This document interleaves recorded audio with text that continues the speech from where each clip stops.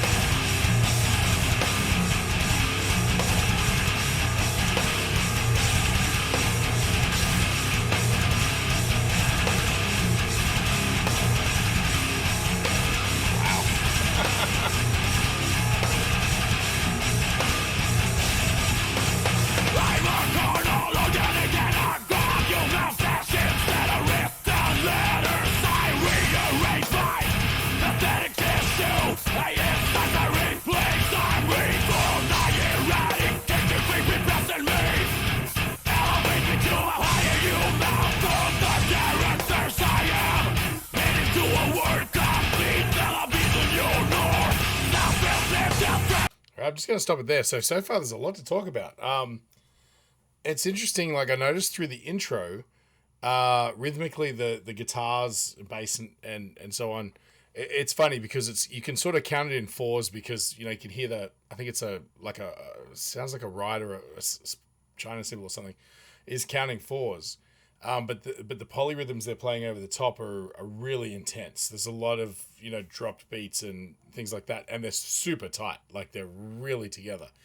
And then I noticed when it goes into the vocal section, which is a great vocal, by the way, it sort of drops back to, it's still polyrhythmic, but it's kind of a little bit more accessible. It's not taking away from the vocal, rather giving it a sort of a more accessible sort of bed to rest on, which is really cool.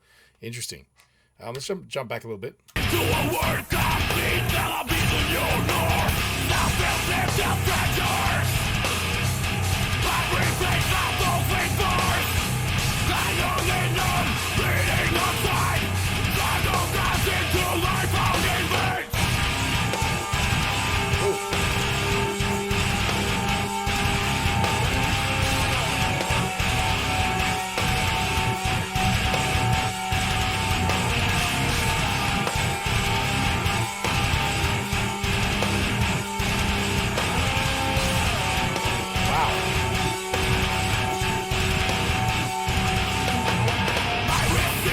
That was just a really weird sound. So it was kind of like, it's like, da, na, na. It's just like a dissonant sort of melody, but there's a harmonic in there that sort of is sort of at odds with the key.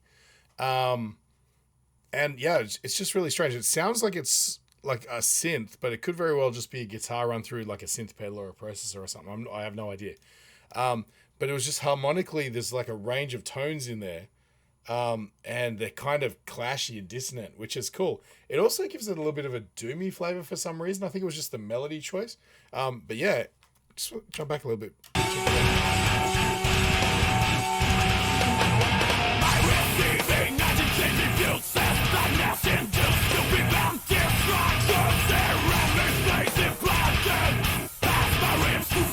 From the juice of inhalation, left in my one live.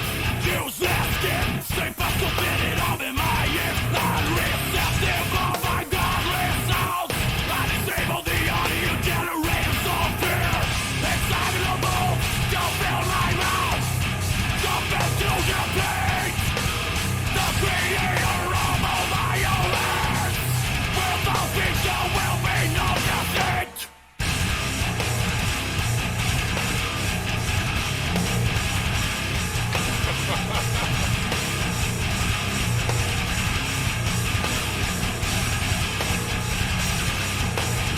Dude, their right hands are rock solid. Hey, just the like it's one thing to play sort of like those percussive sort of rhythms, but it's another thing to get them that tight and as a group as well. Like this, whoa, it's intense. I don't know how they count them. How do they all remember exactly which rhythmic sort of flourish to do at what point? It boggles my mind.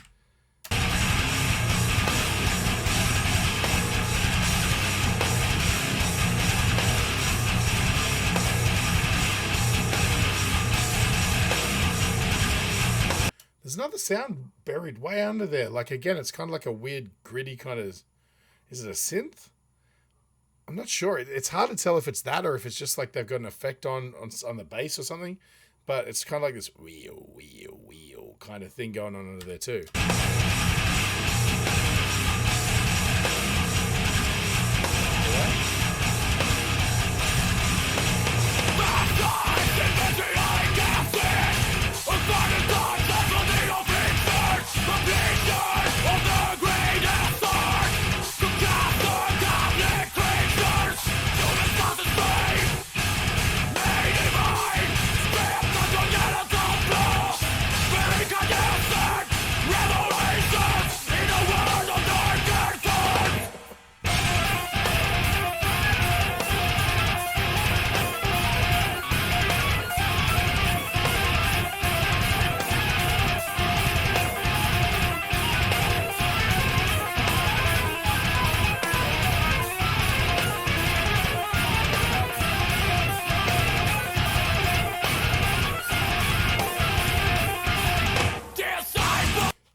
That was wild. So he was doing something there.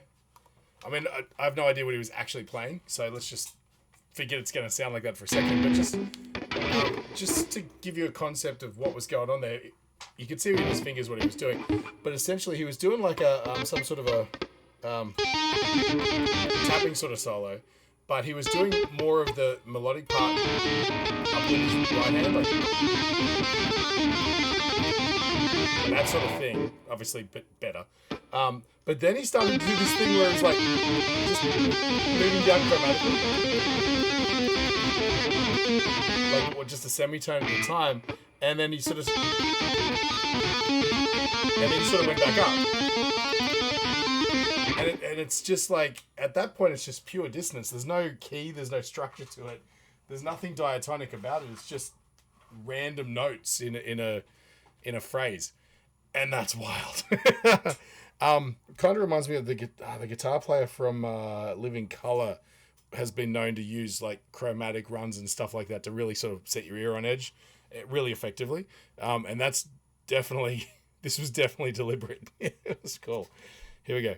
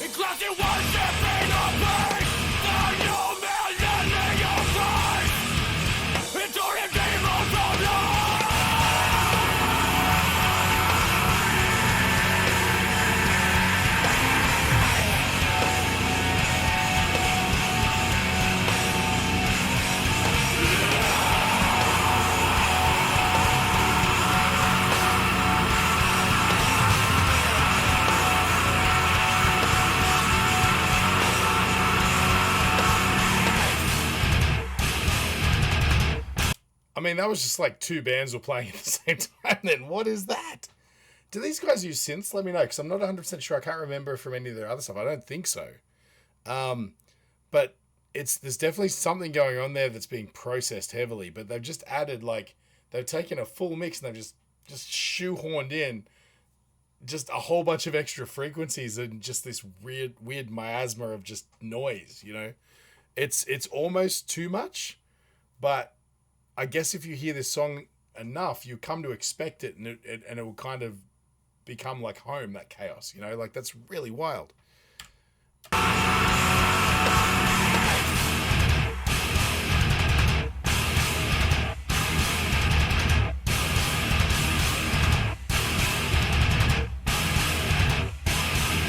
Meshuggah, maybe the maybe song favorite on there.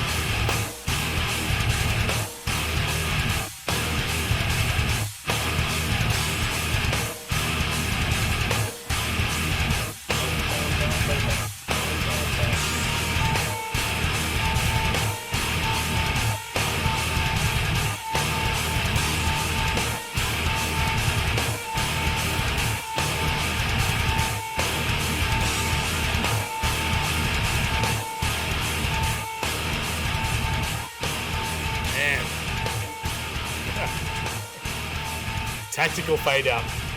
We don't know how to end the song, guys. Let's just fade it out. So good. I love that dude with the glasses, man.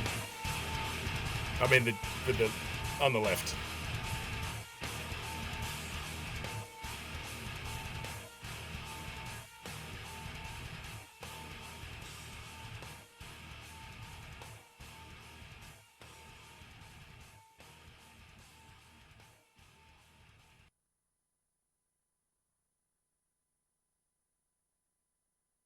Down and summarize. Hey guys, this video is made possible by Enchroma. 1 in 6 guys and 1 in 200 women are colorblind, and if that happens to be you, there's something you can do about it. Click the link in the description, it'll take you to Enchroma's website where you can get a free eye test, and while you're there, maybe pick up some corrective lenses. They've got styles to suit everybody and a 60-day money-back guarantee, so you got really nothing to lose. And while you're there, use the code CHAOS in checkout to get 10% off. Tell them Primal Chaos sent you. All right, we're back, man. Whew. Okay, so first of all, I want to talk about the video clip. I'm still not 100% sure why, other than the age of the clip, why they haven't ever updated it to a better. I mean, look at this. You can't even make out that's a face. But what I did notice about the clip is that it was just dumb, right? Deliberately. I'm not meaning that in a disparaging way, but you know, when you consider metal and the very serious business of heavy metal, to come out and make a clip like this where you're totally making an ass of yourself is kind of a statement in and of itself, right? The singer looked like, I couldn't even tell because of the quality, but the singer looked like he was screaming into, I mean, it seemed like a tin whistle, like like an Irish flute or something, just some rant or a breadstick.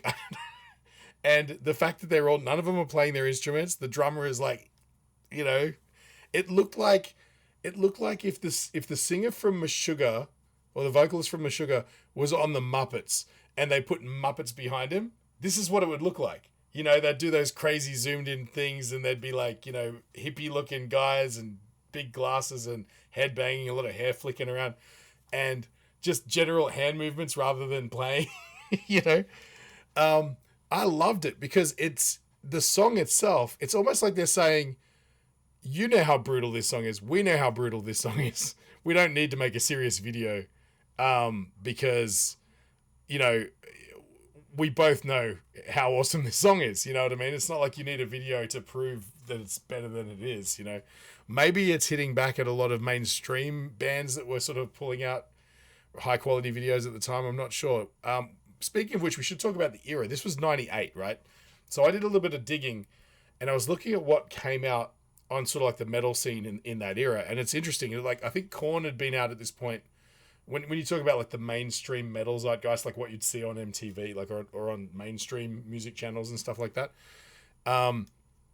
Korn had been out for roughly 3 years, I think, maybe with 1 or 2 releases, and that to me, like from my perspective, as much as I was never really hugely into metal back then, they sort of sparked a bit of a revolution of really dissonant music, right?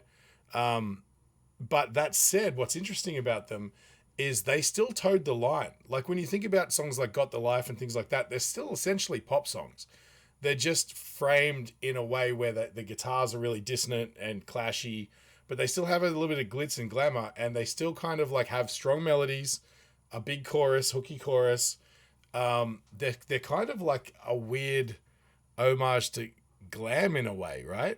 But obviously sort of funneling it through like an intense new sound kind of metal lens, but it still followed the rules, right? This song does not follow any rules. That's what's interesting about it. It comes out from that same era where, you'd still consider a lot of the songs on the charts would be grunge. Hair metal by this point had pretty much gone, and so I guess it was kind of like a throwback to like let's bring back metal. We've had enough sort of staring at our shoes, grungy sort of stuff. Let's do metal again. And I was looking at the releases from this year, and what was interesting was a lot of the bands that I actually associated with like the, mid 2000s and that sort of more, emo sort of, that more sort of early metalcore, screamo kind of era, were releasing their debut albums in 1998, like Atreyu and Maximum the Hormones debut. I think it was their debut, was around that time. Il Nino was around. There was just so many bands I associate with punk hardcore that had their debuts that were starting to play around this time. I'm not sure if this was a debut for Meshuggah. I'm not sure how long Meshuggah's been around, but it seems really early, right? But what I'm getting at is this, while everybody else was like changing the sound, changing the game, but still following the basic tenets of songwriting, this is different. This is like chaos in a 5-minute track, and like I said, it's less about sort of playing some dissonant notes in your riffs to make it sound Korn-like, and more about, we're just going to throw out the rule book and we're going to have really intense polyrhythmic guitar parts over relatively, I mean, it's not, I'm in no way saying that it's simple drums, but simple sounding in that they're still keeping a relatively 4/4 pulse, right? And then like, it's just then things like the guitar solo, which isn't even in a key, it's just randomly moving up and down.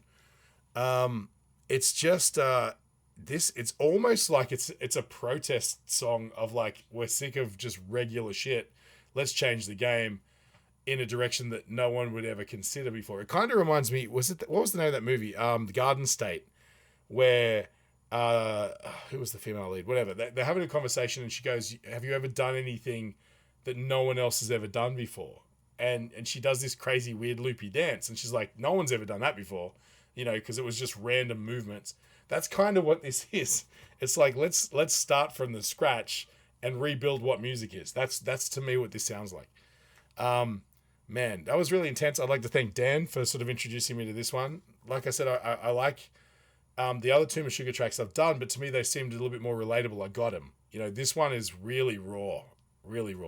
So very cool. As always, if you feel like I've brightened your day, I'd really appreciate it if you take the time, maybe buy me a coffee. I'll put a link in the description.